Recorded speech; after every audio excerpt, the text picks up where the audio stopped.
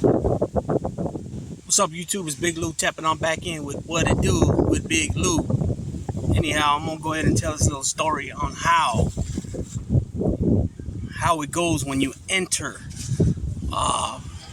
R&R at a reception center.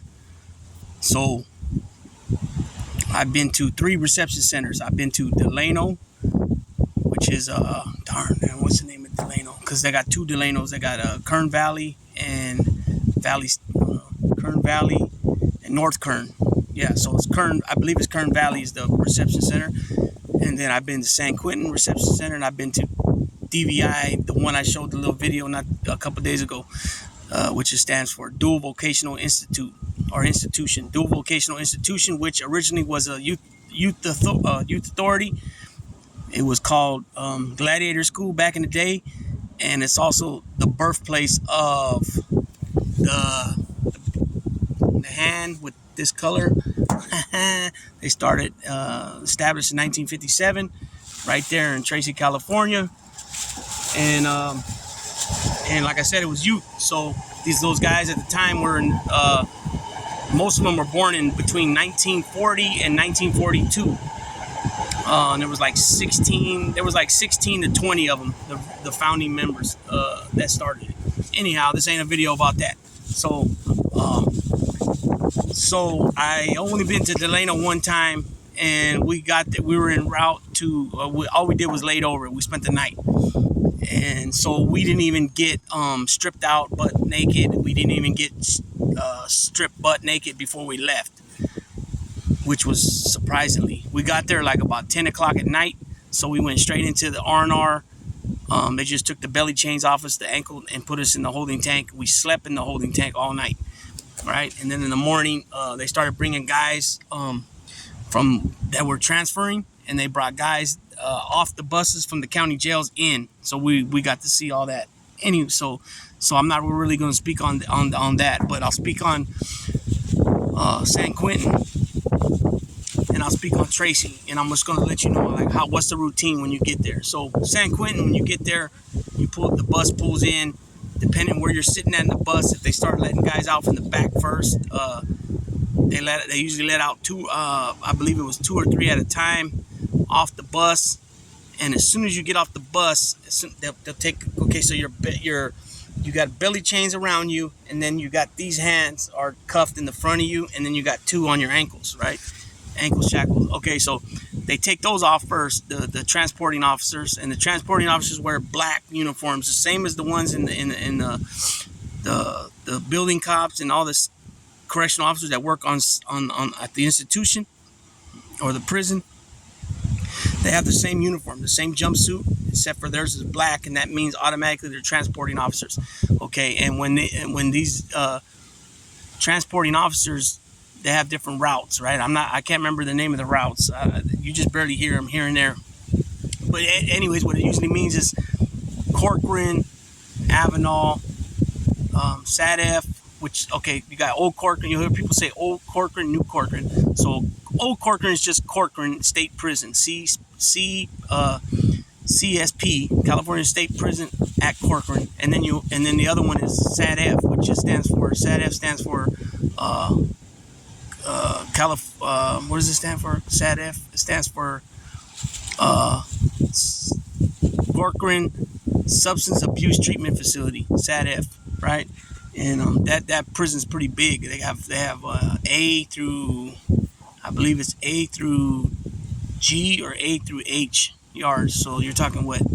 H is 8, so that's 8. They got 8 or 9 yards there, I believe. 7, 8, or 9 yards. So, and then you got Old Corcoran is right next to it, and they call SADF New Corcoran. Okay, that's the treatment facility at one point. I think that's where Robert Downey Jr. was at.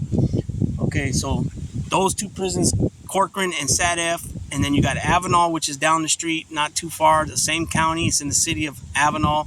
Corcoran's in the little town of Corcoran, and then you got Pleasant Valley, it's in the town of Coalinga, which is Fresno County. It's not the same county as the other 2 prisons I just mentioned. The 3 prisons I just mentioned, Corcoran, SADF, and Avenal, are in Kings County.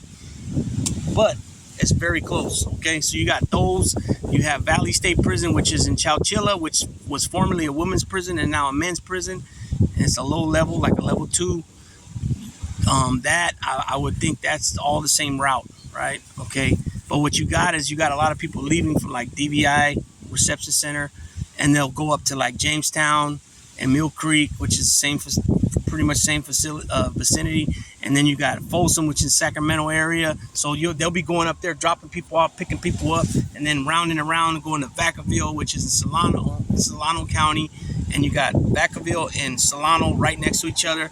And you'll got guys that'll get dropped off and picked up there, and then boom, we'll go down south towards where I just said, Avenal, Corcoran, Pleasant Valley. I've been on that trip like 4 or 5 times, right? That route. So anyways, when you get to San Quentin, if it's your turn, they let off like 2 guys, 3 guys. So like I said, you come off the bus, they take your shackles off. Keep in mind, well, so keep in mind I came from Stanislaus County Jail, which is Modesto area. When you go, you don't have nothing on but the jumpsuit. You got no underwear on, no socks, no shirt. You got the jumpsuit on. That's it. It's a one-piece jumpsuit, right? You have that on with nothing underneath.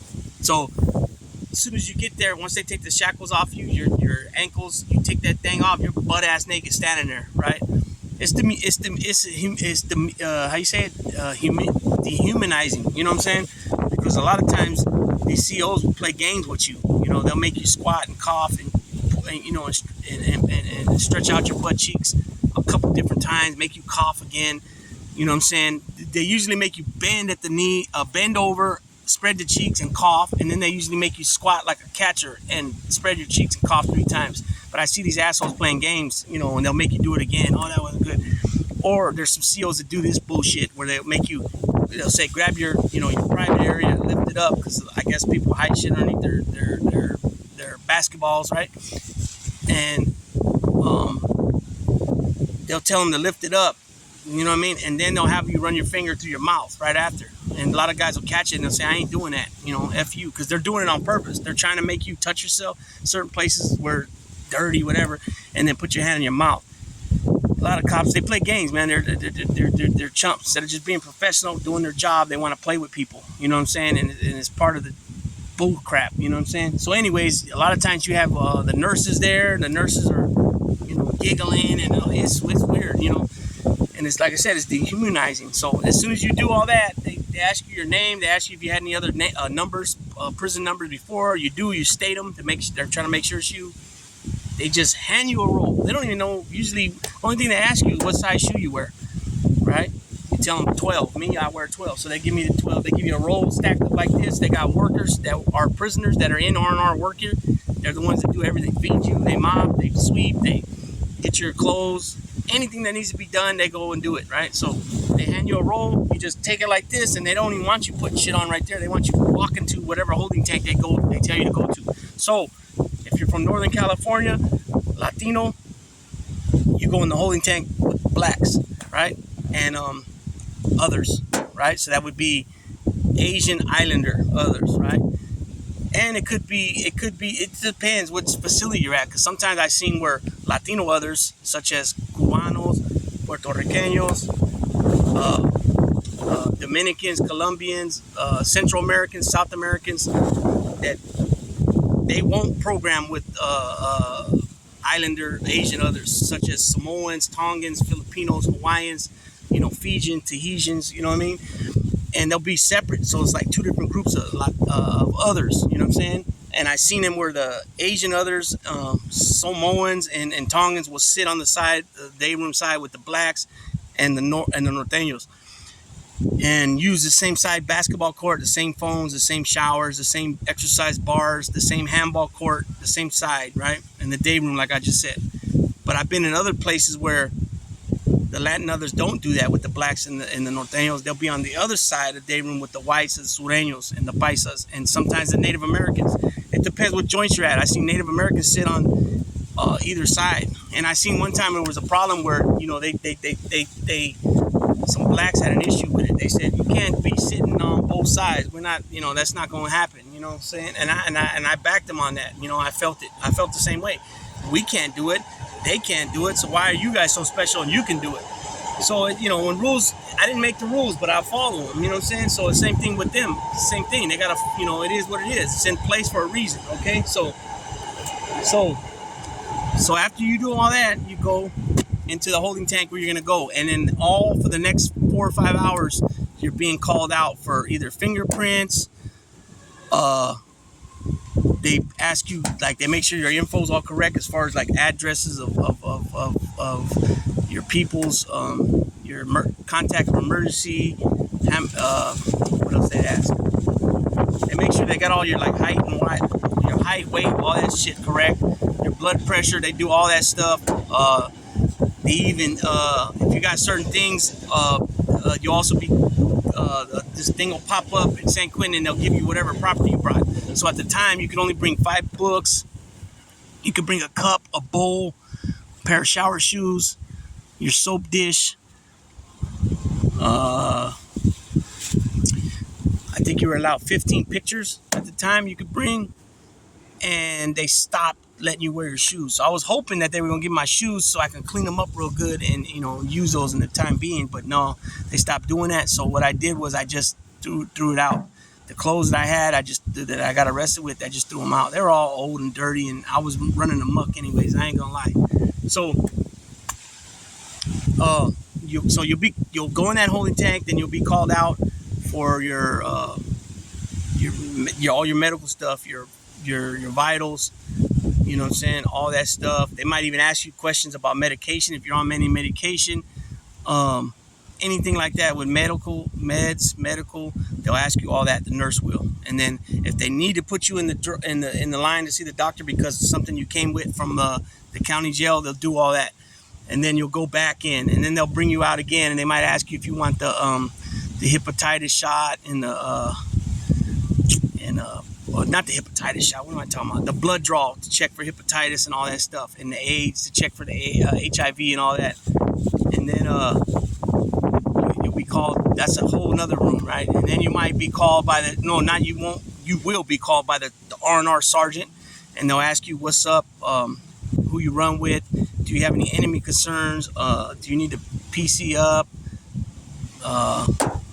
all those type of things. They want to know if you're gay, if you got any thoughts in your mind about suicide, do you think about hurting yourself. They ask you all that stuff. And then I'm trying to think what else they do up there. It's been a while, right, since I've been there. It's been last time I was in the R&R was February 4th of 2016, so you're talking over 6 years ago. Let's see what else. And that's about it. Oh, they'll ask you also, the R&R sergeant would ask you what all the riots you've been in with and who. You know what I mean? Which, I don't know, it don't even make sense anyways, because you're only going to go in a cell with your peoples. That's it. It ain't going to mean nothing else. You know what I mean? What else they ask you? That's about all I can remember from San Quentin. And then Tracy, when you get off, because the county is literally right there. I mean, it's literally 6-7 minute ride in the little vans. They usually bring in a van because the county's not that big. And if the van's packed full of people, you got 2 in the back. You got, let me see, 1, 2, 3, 4, 5, 6, 7, 8, 9. You got about 11 people in there. 11 people. And same thing with that. They take you off usually 2 at a time. They start taking the shackles off. And same thing. As soon as it's just shackles and the ankle shackles come off, the belly chains come off. As soon as everything comes off, you start stripping right then and there. And before you go in, they got a metal. When you walk in the door, there's a metal detector. You walk through that and you start doing your thing. Lift your feet, do all this. You know what I mean? Go like this through your ears. Go like that through your hair, through your mouth. And then that's when they'll tell you grab your basketballs and then have you turn around, lift up both feet, wiggle your toes, and then spread them, cough. And then they'll tell you usually drop like a catcher and then do it again. You know what I mean? And that's it. And I guess if there's something that's not all the way up in there, it'll pop out when you cough. You know what I mean? Everything has a reason why they do it. I mean, you know what I mean? So, and then same thing. They give you, there's a worker right there. He gives you a roll. And then you walk to the holding tank and they'll tell you what holding tank. Same thing. Norteño's going with blacks. Sureño's going with whites. You know what I mean? Those are the main 4. And then you'll do all that same shit that I said you do in San Quentin. You'll do it there in Tracy. You do the medical, the check your vitals, ask you if you're on any medication. They'll put you in the doctor's line if need be. All that stuff. Ask you if you suffer from seizures, if all that type of stuff. They'll ask you, same thing. If you're gay, if you're suicidal, if you want to hurt somebody, hurt yourself. They'll also just ask those questions. Then you go to the sergeant, same thing. They'll ask you any reason you need to be protected custody. You good? You got problems with anybody? What riots you've been into? What different group segments? Which they're asking you, but they have your information. You know what I mean? If you've been to prison before, they have all your stuff. It's all in your C file. It doesn't matter if you have a new number. Everything gets caught up together, and they put it all together. Before, they had a big thing like this, which was a file. A lot of guys would get transferred to another prison, or they would come from the county jail, and their file is not there for Sacramento. So what they do, they put them right in the hole because they don't know how to classify them. They don't have no information on them. Now everything goes straight on the computer, on the SOMS program is called, and so they have everything right there. You know what I mean? So all my numbers. This last time I went through, well, actually not that last time, but the time before that, when I went through Tracy, it was my third number. At that time, they had to make sure everything was getting, all calculated and put in one system, which was called the SOMS. You know what I mean? San Quentin has a brand new R&R at that time, and D.V.I. did also. The only difference with the difference between D.V.I. was D.V.I. had a nice sound system, and they would bump it. Third watch would. So that was 2 p.m. to 10 p.m., which we barely caught the tail end of that because the beginning of that, I should say, because coming from the county jail that's right there by Tracy, like I said, we leave 6 in the morning. We're there by 6:30 off the bus and in the holding tank, right? So that's barely first watch, 6 a.m. to 2 p.m. So, or no, excuse me, that's second watch, excuse me. Third watch is 2 p.m. to 10 p.m. and so we're there almost the whole day. And then we usually, after count, we go and get to our housing unit finally, and then make our bed and whatever, and then chow's at 5:30 or whatever. You know what I mean? So we barely, those guys come in at 2 o'clock, third watch, they were the ones that used to bump. There was a brother, black dude, and he used to play it. But I guess with certain sergeants, they don't want that. It depends, or the watch commander, it depends who's working, they'll allow it. But San Quentin, they didn't have, that last time I was in San Quentin, we ended up eating there. And then in R&R, and remember again, R&R stands for receiving and releasing. And then what was cool was the trustee, the porters that worked up there, the workers, they had the cart, just trays stacked up, and they get all their extra food. And they came and gave us like 2 or 3 trays each. So, me, being the fat boy, I got my grub on, you know what I mean? And I don't discriminate against food, you know what I'm saying? So if it's slop, if it's nothing solid, I still take it down. It don't matter, Big Lou got to get his on, my grub on. But yeah, with that being said, that's just a little breakdown of R&R, and I'll probably do in a little bit. I'll probably do another video on something, and the rides. What is how you get ready to take off and go to your next destination, your next prison, the next part of your journey. So with that being said, Big Lou's tapping on out.